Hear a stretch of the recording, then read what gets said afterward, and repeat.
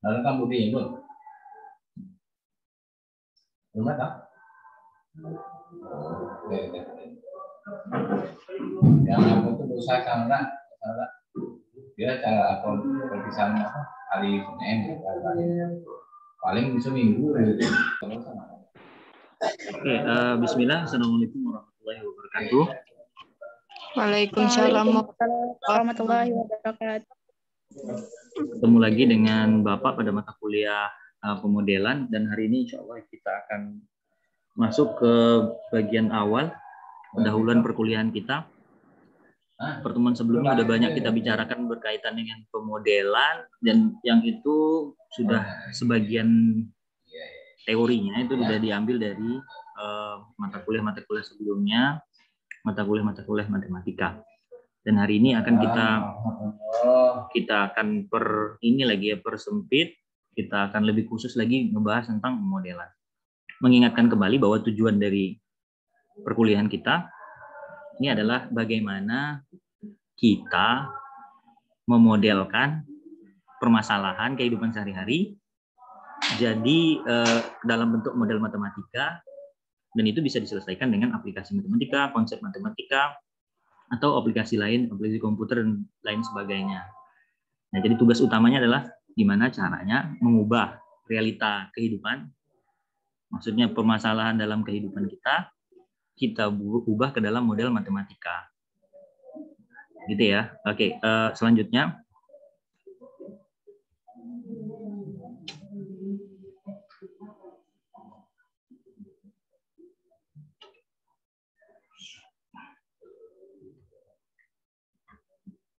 Oke, berikutnya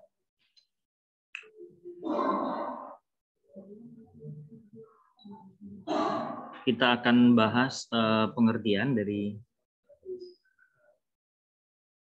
dari model matematika ini.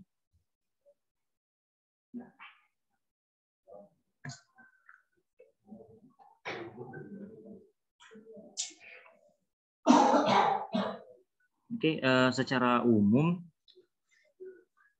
model ini diartikan sebagai representasi yang memuat struktur esensial atau pokok atau yang penting dari suatu objek dalam dunia nyata. Kemudian secara khusus lagi bahwa model itu adalah satu representasi atau gambaran perwakilan masalah dalam dunia nyata yang biasanya digunakan untuk lebih memahami, memprediksi, mempertimbangkan dalam mengambil keputusan dan lain sebagainya. Dan model yang akan kita bahas berikutnya sampai pertemuan seterusnya itu adalah representasi. Kata kuncinya adalah representasi atau gambaran atau perwakilan suatu objek yang disusun dengan tujuan tertentu.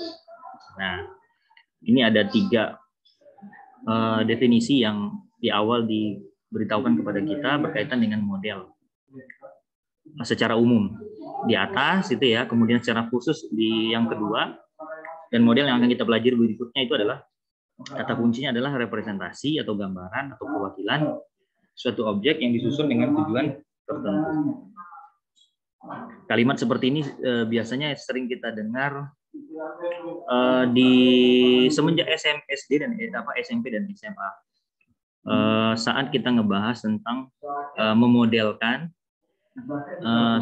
memodelkan kenyataan kehidupan sehari-hari ke dalam bentuk persamaan matematika. Nah, ini tidaklah materi baru, tapi materi yang sudah lama, tapi kita belum detail mempelajarinya. Bisa dengar suara Bapak ya? Bisa, Pak. Bisa, Pak. Oke, objeknya itu apa? Nah, objeknya itu bisa berupa kejadian, bisa berupa proses, bisa berupa sistem, atau yang lain sebagainya. Nah, itu yang jadi objek pemodelan kita. Kalau kita di matematika biasanya sering kejadian, sering proses, dan juga sistem. Di antaranya itu semuanya ada. Di matematika sebelumnya udah kita pelajari. Bisa dikeluarkan, itu sih.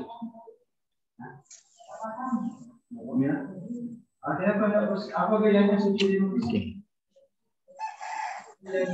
Berikutnya, tujuan, fungsi, dan manfaat. Apa sih tujuannya, apa sih fungsi, dan apa sih gunanya kalau kita bisa melakukan pemodelan? Oke, kalau tujuan utama dari pemodelan ini adalah yang pertama,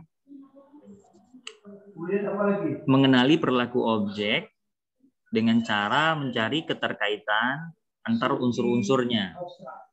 Ini tujuan pertama. Saat kita memodelkan, tujuan pertama itu adalah kita bisa mengenali perilaku objek. Caranya apa? Ya, mencari keterkaitan antar penyusun objek itu, berarti unsur-unsur dari objek yang kita mau modelkan. Kemudian berikutnya, yang menjadi tujuan penyusunan satu model juga untuk apa? Untuk mengadakan atau membuat prediksi dari suatu keadaan, suatu sistem, suatu peristiwa, dan lain sebagainya, dengan tujuan apa? Memperbaiki keadaan objek tersebut. Gitu. Jadi tujuannya kita bisa memodelkan untuk memprediksi, dan ini biasanya sudah kalian pelajari di beberapa mata kuliah. Contohnya mungkin di statistika ya, yang mungkin juga ada ngambil mata kuliah statistika. Di situ kita kenal regresi, di mana regresi salah satu tujuannya adalah memprediksi berdasarkan data-data yang ada pada variabel-variabel yang memprediksinya. Nah, itu tujuan pemodelan. Dan kalau kita balik lagi ke mata kuliah yang membahas tentang regresi, itu biasanya dibuat dalam bentuk pemodelan. Nah, model regresi yang sederhana, model regresi ganda, dan seterusnya. Kemudian selain mengenali perilaku dengan cara mencari keterkaitan antar unsur, kemudian untuk memprediksi, apalagi tujuan lainnya. Nah, di bidang tertentu seperti ekonomi, gitu ya, maka pemodelan ini sangat bermanfaat untuk apa? Untuk mengoptimalisasi. Objeknya apa? Biasanya adalah kalau objeknya itu adalah keuntungan, biasanya mengoptimalisasi keuntungan dari proses bisnis yang mereka lakukan. Nah, gitu. Itu 3 di antara tujuan dari orang membuat model. Yang pertama, mengenali objek dengan cara mencari keterkaitan antara unsur objek tersebut. Yang kedua, untuk memprediksi. Tujuan memprediksi adalah memperbaiki hasil yang sebelumnya. Nah, diprediksi untuk berikutnya. Kemudian juga bisa mengoptimalisasikan proses-proses yang sebelumnya. Nah, gitu ya tujuan dari pemodelan. Dan ini kalau untuk kasus yang ketiga ini sering ditemukan pada mata kuliah mungkin ekonomi, matematika ekonomi, dan lain sebagainya yang kaitannya dengan optimalisasi. Selain tujuan, juga ada fungsi. Nah, kalau model, fungsinya adalah, tadi kan tujuan ya, tujuan itu goalnya. Nah, fungsi itu tuh lebih ke kaitan dengan proses kejadiannya. Nah, fungsinya ini, fungsi model itu adalah untuk menirukan, ya kan, menggambarkan semirip mungkin ya keadaan objek yang diamati sesuai dengan tujuan model. Nah, tujuannya tadi ada 3 disampaikan di awal. Nah, fungsinya adalah pemodel ini adalah menggambarkan, meniru semirip mungkin perilaku, keadaan dari objek yang kita amati, dan itu disesuaikan dengan tujuan yang sudah kita bahas di awal tadi.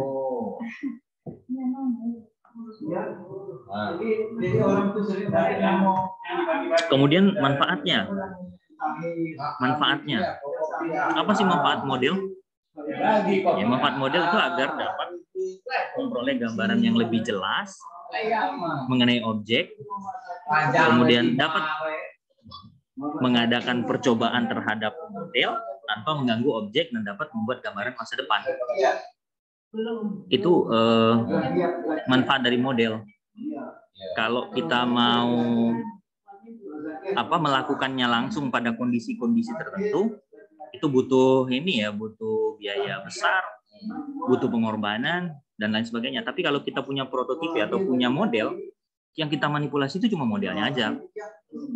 Jadi bukan yang sebenarnya, dunia nyata yang kita modifikasi, cuma modelnya. Nah, tapi dengan adanya model ini, akhirnya banyak yang dihematkan, ya. Kita nggak mengganggu objek yang sebenarnya, jadi nggak ngerusak. Kalau memang modelnya salah, bukan modelnya saya, modelnya tidak bisa memprediksi data yang sebenarnya, maka modelnya bisa diperbaiki. Jadi tidak mengganggu populasi kalau memang populasi yang jadi objek, tidak mengganggu sistem kalau memang sistem yang menjadi objek, dan lain sebagainya. Masih bisa dengar suara saya, nak? Masih, Pak. Oke, itu yang tujuan, fungsi, dan manfaatnya. Tujuannya paling tidak ada 3. Mengenali perilaku objek. Kemudian yang kedua, mengadakan atau membuat prediksi. Kemudian yang ketiga, mengoptimalkan. Nah, itu ada tujuannya. Kemudian fungsinya adalah membuat semirip mungkin dengan perilaku objek yang diamati sesuai dengan tujuan. Kemudian manfaatnya adalah bisa mendapat gambaran yang lebih jelas mengenai objek, kemudian dapat memanipulasikannya tanpa mengganggu objek. Kemudian dapat memprediksi masa depan. Nah, itu adalah model. Ada suara-suara lainnya ya, Nak, ya? Saya ini sebentar. Berarti misalnya kayak Alwi dapat 100. Itu berarti kurang dari itu lagi.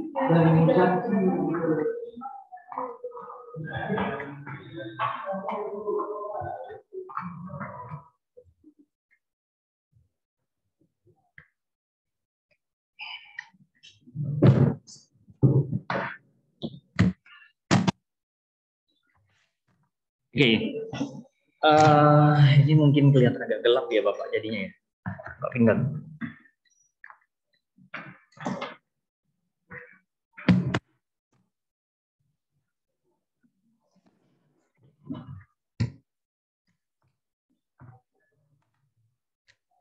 Oke, kita lanjutkan dengan ya.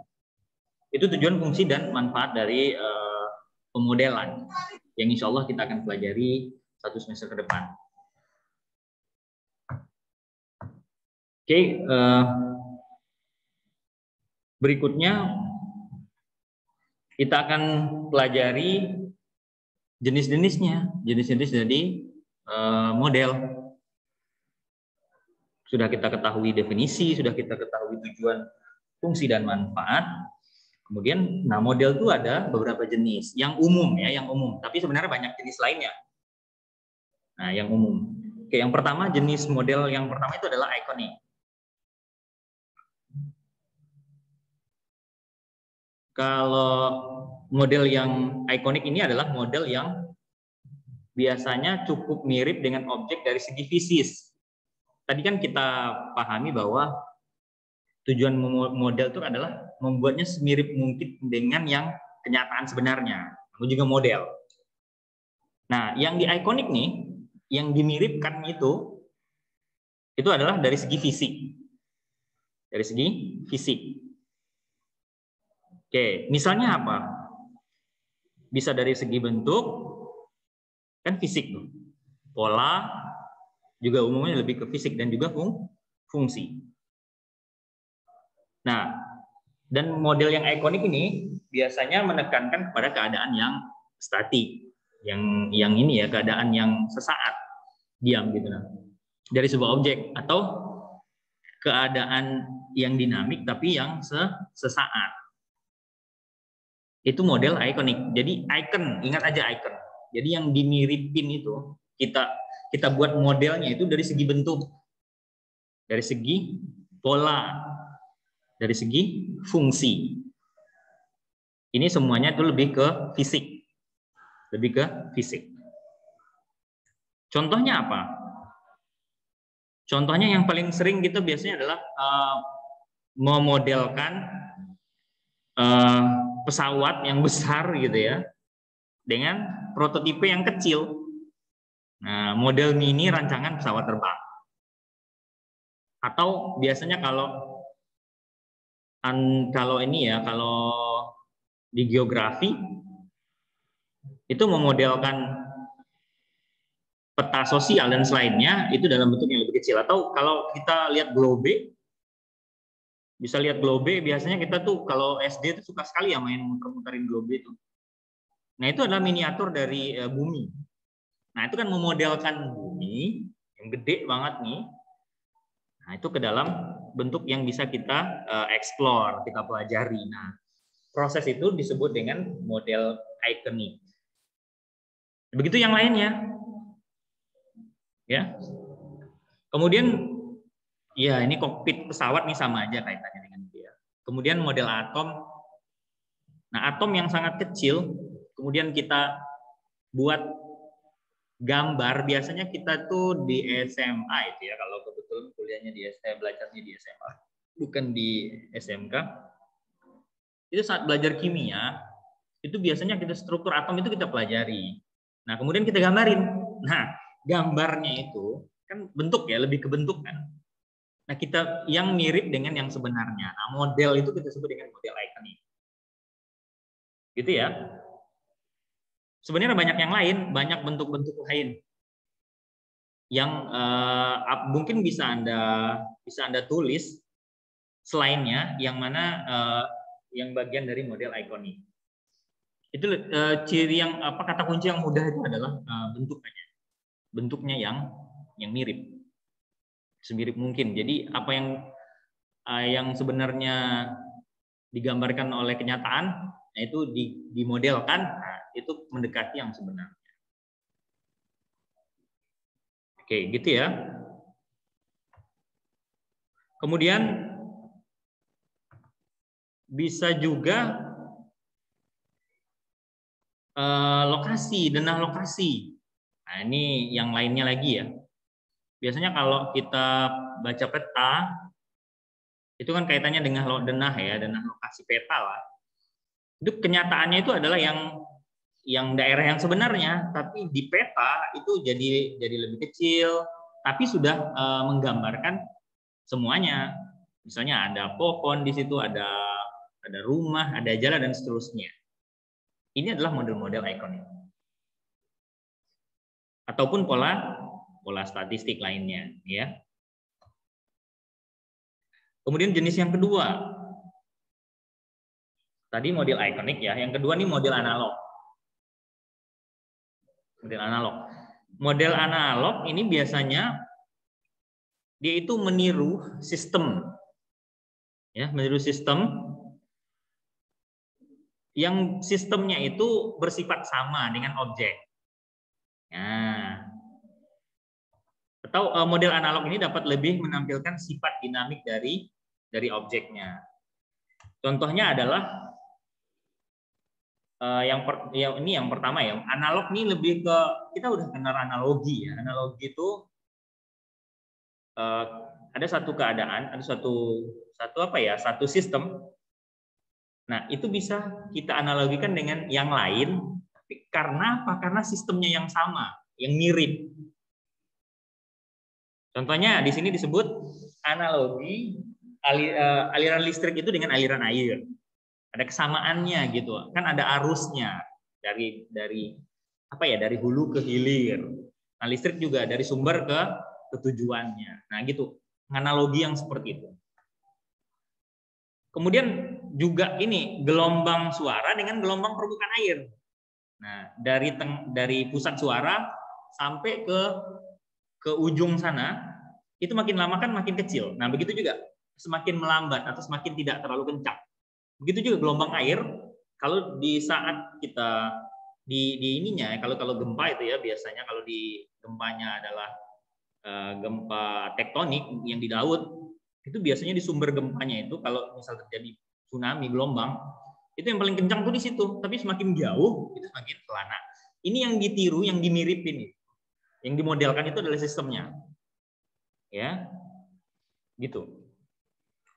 Atau yang lainnya, ya bisa kita mungkin coba cari. Tapi itu lebih ke semua 1 dan 2 tadi itu lebih ke fisika, lebih ke sosial gitu ya. Nah, coba kita lihat model yang ketiga.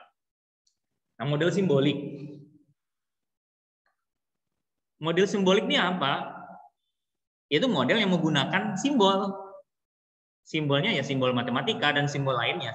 Dan biasanya yang kita kenalkan simbol matematika atau simbol logika. Yang digunakan untuk apa? Menyajikan perilaku objek. Dan inilah yang kita sebut sebagai model matematika. Nah, ini yang ketiga inilah yang kita akan eksplor lebih lanjut. Kalau yang pertama bentuknya yang dimodelkan, kita buat miniaturnya, prototipe yang kecil dan lain sebagainya. Kemudian yang kedua itu tuh kemiripan sistemnya. Jadi analogi ini mirip dengan itu. Kemudian, nah yang ketiga ini, yang ini memang kita akan pelajari lebih banyak. Disebut dengan model simbolik. Sebenarnya model-model yang lain kita cukupkan 3 ini, dan yang ketiga ini ya akan kita eksplor lebih banyak lagi. Itu model matematika atau namanya adalah model simbolik. Nah, memodelkan kehidupan kenyataan atau perilaku atau apalah ya, keadaan itu ke dalam simbol-simbol matematika. Selama 1 semester ini yang insya Allah akan kita pelajari. Bisa dipahami nak ya? Insya Allah bisa, Kak. Oke. Nah, kemudian model matematika akan dikelompokkan lagi dari beberapa ya. Berdasarkan apanya? Nah, dimodelkan. Yang pertama derajat kepastiannya. Maka ada model deterministik dan model probabilistik. Kemudian dari peubahnya, ada yang peubah diskrit dan ada peubah kontinu. Kemudian dari proses terjadinya, ada yang dimodelkan dari pengamatan empiris, gitu ya, dan juga dengan penjabaran dari hukum-hukum. Yang ketiga ini berkaitan dengan proses. Kadang-kadang kita juga memodelkan proses. Yang kita mau kita kelompokkan gitu, misalnya ke proses. Kita amatin, kemudian kita simbolin. Nah, gitu. Kita amatin perilakunya, kemudian kita simbolkan. Nah, ini pengamatan empiris. Atau penjabaran. Ini biasanya berupa definisi, teorema, dan lain sebagainya. Lema, dan seterusnya. Nah, itu dijabarin. Nah, itu juga memodelkan. Tapi yang lebih ke prosesnya. Gitu ya. Misalnya, limas mungkin kalian sudah kenal dulu, itu diturunkan dari kubus. Volume limas itu diturunkan dari volume kubus. Jadi memodelkan limas dengan proses itu diambil dari volume kubus. Nah, itu kan diturunkan, tapi yang diturun itu adalah hukum-hukum, dalil-dalil, definisi-definisi, teori-teori, dan seterusnya. Dirubah-rubah, ya perubahannya itu adalah perubahan matematis, menurunkan rumus matematika ke dalam bentuk yang lain sehingga dapat model yang baru. Gitu ya. Kalau peubah ya biasanya ada diskrit dan kontinu. Kalau dari segi peubah. Kemudian kalau berkaitan dengan kepastian modelnya ya deterministik ya gitu ya. Atau probabilistik. Ya, probabilistik ini lebih ke apa ya? Peluang. Jadi nggak bakal 100%. Beranjak dari yang 0 sampai dengan 100%. Itu berkaitan dengan jenis model. Model yang ketiga, model yang simbolik. Nah, kemudian ini yang ketiga ini, ini udah ada peringatan ya 40 menit. Oke, nanti kita ini lagi ya, nanti kalau memang putus ya. Kalau bisa sebelum jam 2 kurang berapa ini kita udah selesai. Nah, model matematika ini itu adalah model atau model simbolik ini adalah di antara dua model yang lain itu adalah model yang paling abstrak. Kalau kita membuat miniatur dari motor itu kan bisa saja ya, nggak pula repot-repot amat. Miniatur dari rumah, miniatur dari sampai ke globe itu, miniatur dari bumi itu dibuat. Kemudian dari segi apa lagi ya, bentuk kayak aliran air dengan listrik, memisalkan air itu dengan aliran listrik, itu juga tidak abstrak, barangnya ada, kemudian bisa kita amati, kita pegang, dan seterusnya, bisa kita lihat, dan lain sebagainya. Nah, itu semuanya, itu dipandang, itu yang lebih simpel. Maksudnya tidak simpel itu bukan simpel mudah ya, maksudnya tidak abstrak. Tapi yang model kita ini, nah yang pemodelan matematika ini yang abstrak. Yang paling abstrak. Ya, abstrak dalam definisi kita itu adalah tidak serta-merta kalau kita lihat langsung kita bisa, gitu kan? Kita modelkan, kita lihat, kita periksa, kemudian kita pegang dan seterusnya. Ini lebih ke apa ya, di dalam pikiran. Nah, nanti dituangkan dalam model-model dalam persamaan matematika baru bisa jadi nyata, dan kemudian dikonkretkan nanti dengan proses-proses berikutnya. Nah, tapi model matematika ini yang paling banyak manfaatnya dibandingkan model-model yang pertama dan yang kedua tadi, ikonik dan ini tadi, ikonik dan apa tadi nak? Dan analog. Analog. Iya, model simbolik ini yang paling banyak bermanfaat. Nah, ini kita kasih aja contoh, sudah contoh ini kita selesaikan lah. Maksudnya kita bisa keluar dari Zoom ini. Ini sebagai stimulus saja, pengantar awal. Oke, supaya kalian bisa baca ini mungkin, nah ini. Oke.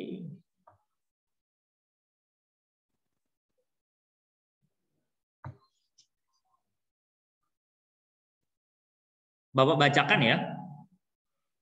Ini kondisi, ya kondisi, ya kan, berupa cerita. Ini karena kondisinya diceritakan. Kalau kita mau kondisi realnya ya kita harus ketemu dengan ibu ini. Ini kita ceritakan aja kondisi ibu ini seperti apa. Nah, kemudian kita akan modelkan kondisi ini. Nah, itulah contoh dari pemodelan nih. Oke ya, Bapak bacakan. Seorang ibu-ibu ini biasanya kalau belanja perhitungan. Ya, mudah-mudahan kalian anak-anaknya dari ibu-ibu ini juga seperti itu ya. Karena mikir banyak keperluan. Nah, dia tuh harus hemat, gitu mikirnya. Nah, gini, ceritanya seperti ini keadaannya.